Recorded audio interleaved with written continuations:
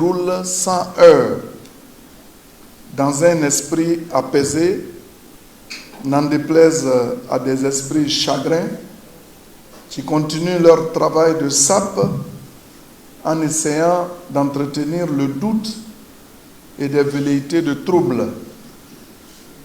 À 3 mois de la tenue du scrutin présidentiel, certains acteurs politiques, après avoir procédé au retrait de leurs représentants au sein de la commission centrale, continuent de réclamer la dissolution ou la recomposition de la commission électorale indépendante et d'exiger un dialogue politique pour définir le contour de cette élection.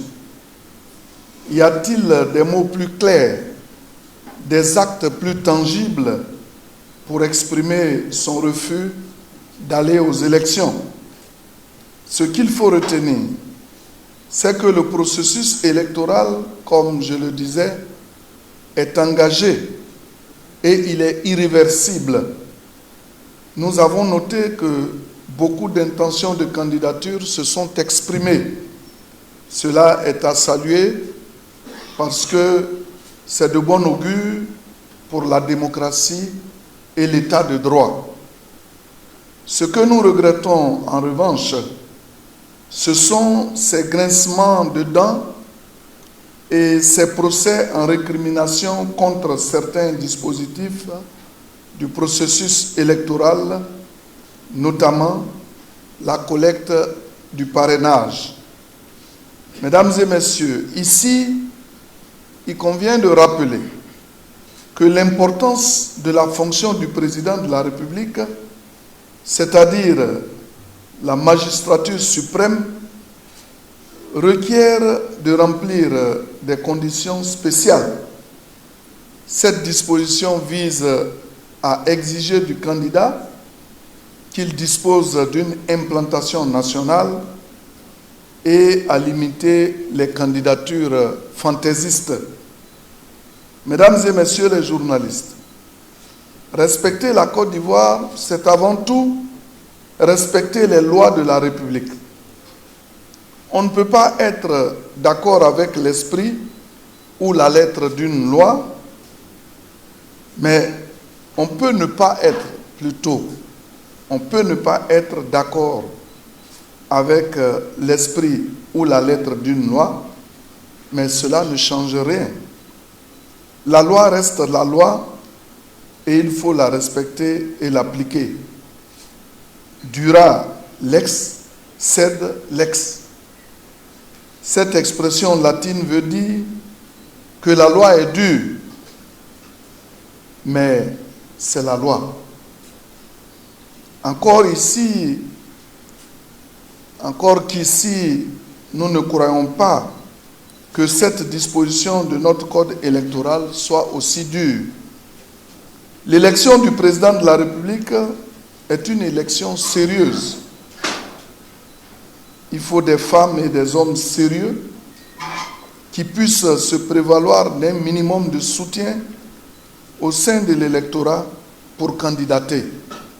En clair, si vous n'êtes pas capable de récolter 1% des suffrages, alors vous devez vous abstenir d'y aller.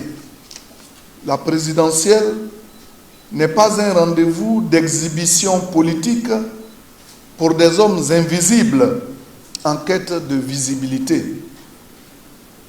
Que dire de la création du front commun entre le PPACI et le PDCI? Ces deux partis revendiquent, entre autres, la réintégration de M.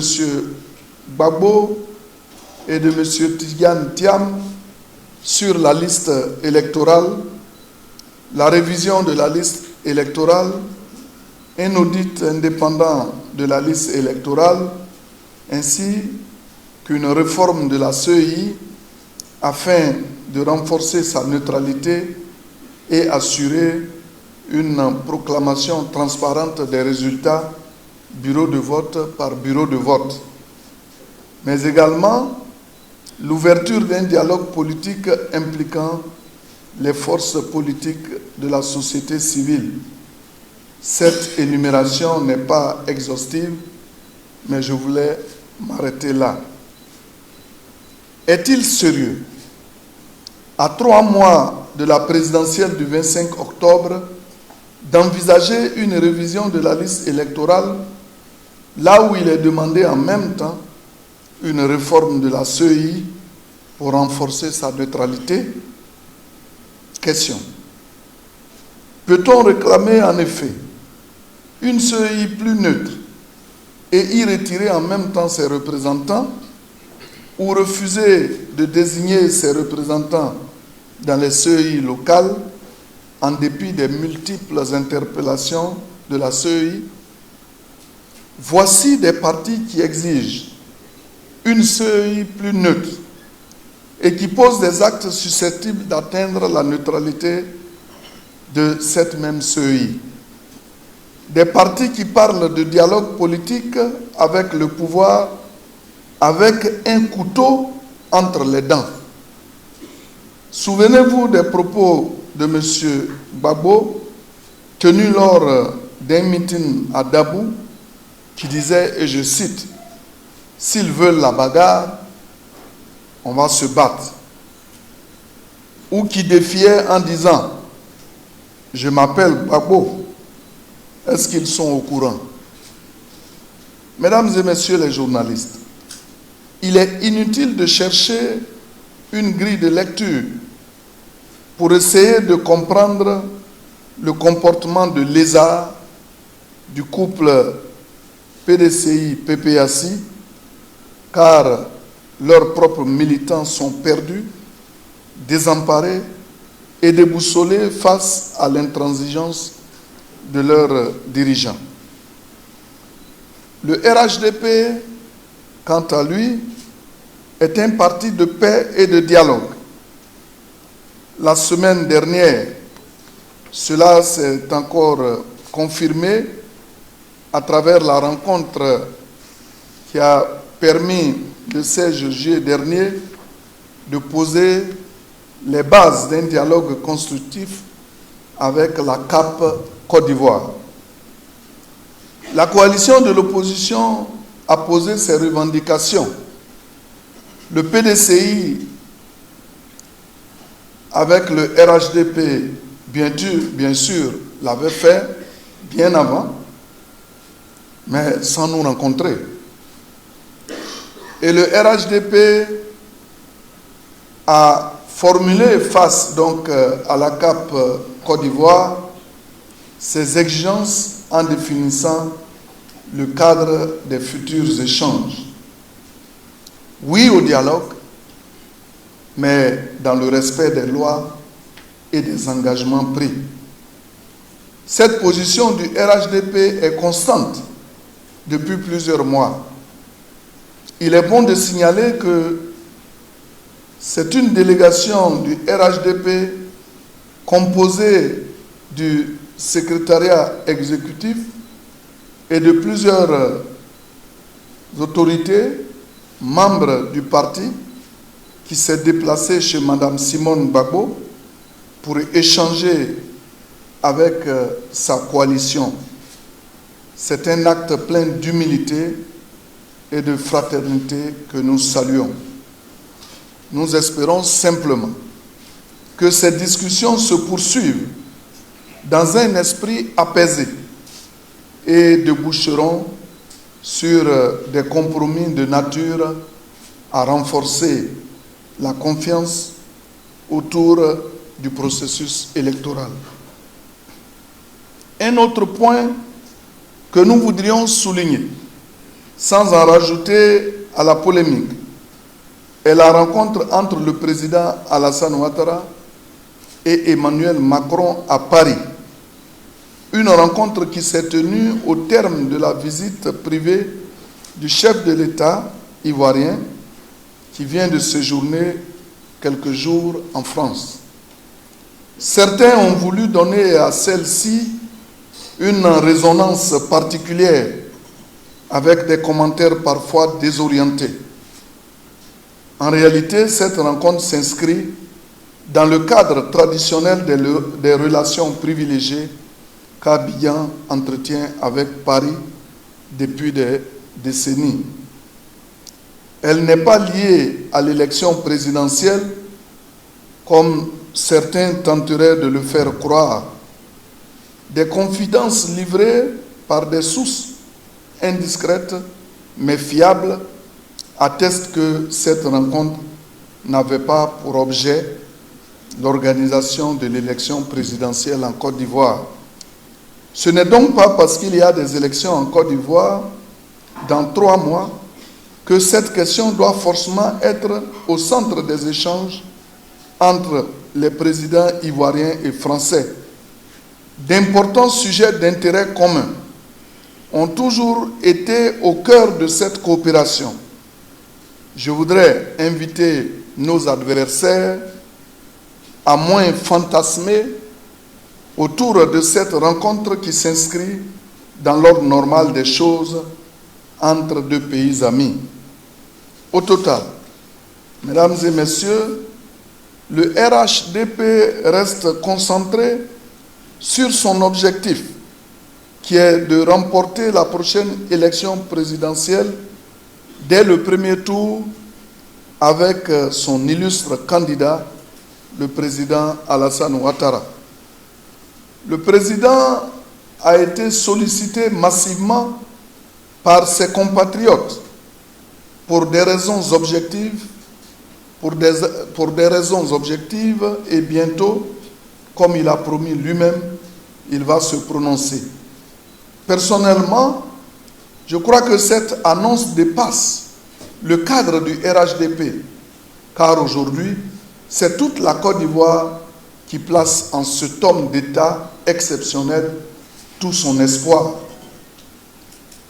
Mesdames et messieurs, distinguées personnalités, chers amis de la presse et professionnels des médias, que faut-il retenir du récent ballet diplomatique des délégations de la CEDEAO, de l'Union africaine et du Forum des aînés de l'Afrique de l'Ouest qui ont récemment séjourné en Côte d'Ivoire et échangé avec certaines autorités politiques de notre pays?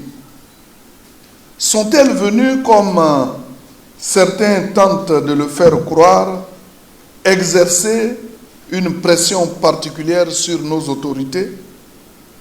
La Côte d'Ivoire, il est bon de rappeler, et il faut le rappeler, a connu une grave crise entre 2002 et 2010.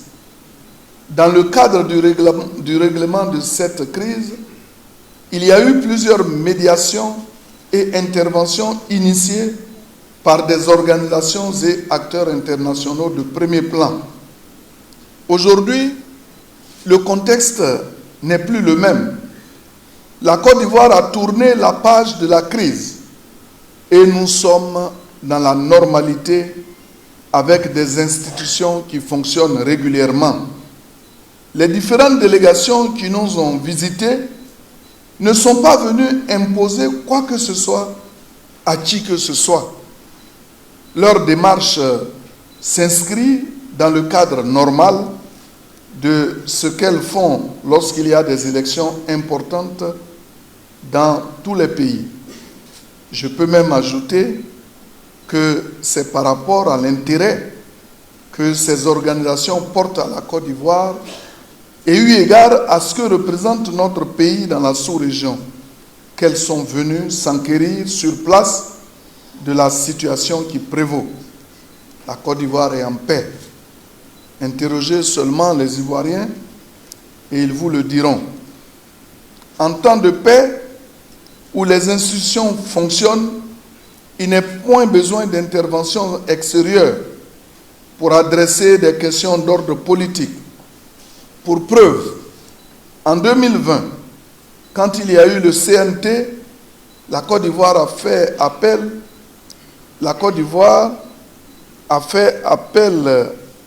à quel pays pour régler le problème? Ça, c'est une question. Le président de la République a appelé directement son aîné, le président Henri Konan Bédié, et les deux hommes se sont rencontrés. Ils ont échangé et laver le linge sale en famille, sans besoin de médiation internationale. Et après, toutes les personnalités interpellées ont été libérées. Il faut que l'opposition se réinitialise. Il faut qu'elle change ses logiciels de lecture, d'action et fasse des mises à jour régulières pour se mettre au diapason des temps nouveaux. Les vieilles méthodes qu'elle récite ne sont plus d'actualité. Nous n'avons pas pour habitude de mettre en garde, mais cette fois-ci, nous le disons et nous le répétons. Il n'y aura pas de CNT bis en Côte d'Ivoire. Notre pays est redevenu, grâce au président Alassane Ouattara, une oasis de paix. Un pays que tout le monde souhaite visiter et où chacun veut investir ou passer ses vacances. La Côte d'Ivoire, sous le leadership du président Alassane Ouattara, n'est pas et ne sera jamais un État paria. En dépit de l'activisme de certains hommes politiques qui se promènent sur tous les continents pour répandre l'opprobre sur notre pays.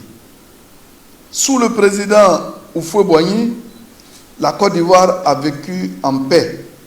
Sous le président Alassane Ouattara, la paix continuera de régner dans notre beau pays. Les élections seront apaisées.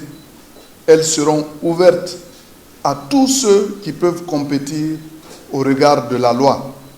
Nous avons un gouvernement responsable qui veille et qui est prêt à prendre toutes les dispositions qui s'imposent pour garantir un climat serein et le maintien de l'ordre public.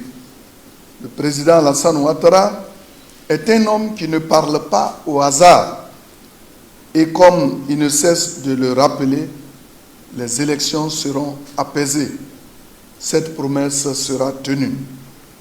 Mesdames et messieurs les journalistes, en ce qui concerne la récente décision de la Cour des droits de l'homme et des peuples, qui, comme chacun le sait, a débouté M. Laurent Gbagbo, nous n'avons pas de commentaires à faire, à moins que vous ne nous posiez des questions là-dessus. Mesdames et messieurs les journalistes, le RHDP, par ma voix, voudrait faire la précision qui suit. Nous allons à des élections. Nous ne préparons pas une guerre. Après ces élections, les Ivoiriens doivent continuer à vivre ensemble et en paix.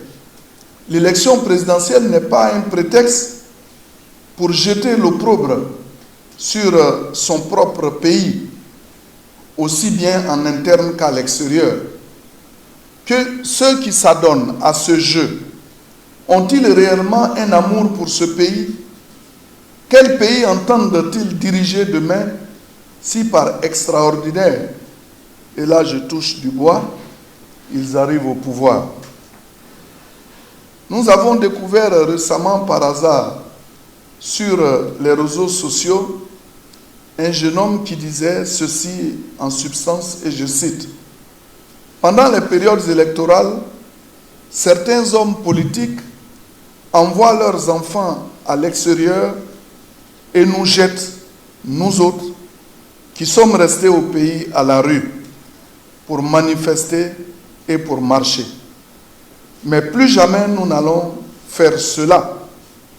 J'invite les jeunes à ne pas se laisser avoir par ces oiseaux de mauvais augure qui sont prompts à prendre la poudre d'escampette dès qu'ils sentent le moindre danger. Ils poussent les jeunes à poser des actes et lorsque ceux-ci sont pris, les commanditaires prennent la fuite pour se réfugier à l'extérieur en se constituant exilés politiques. Fin de citation. Cette prise de conscience nous interpelle tous en cette période électorale. Mesdames et messieurs, chers amis de la presse et professionnels des médias, l'organisation des festivités de l'indépendance à Bouaké ce 7 août 2025 nous inspire deux commentaires. Premièrement, cette célébration nous rappelle les années au Houphouët-Boigny où les fêtes de l'indépendance qui se faisaient de façon tournante. Et deuxièmement, cette célébration de la fête de l'indépendance à Bouaké atteste que la paix en Côte d'Ivoire est vraiment effective et définitive. En effet, durant les premières années de sa gouvernance, les fêtes de l'indépendance se déroulaient à Abidjan. Mais depuis la gouvernance du RHDP, la Côte d'Ivoire ayant été consolidée partout sur l'étendue du territoire national, l'on assiste à des célébrations tournantes comme au temps du président Félix Houphouët-Boigny. Il y a eu Yamoussoukro, la capitale politique. Grand Bassam, la première capitale de la Côte d'Ivoire indépendante. Aujourd'hui, c'est à Bouaké, la seconde plus grande ville de notre pays, où aura lieu cette fête de l'indépendance. Une autre preuve que le président Alassane Ouattara est la réincarnation vivante du président Félix Houphouët-Boigny. Je vous remercie de votre bien aimable attention.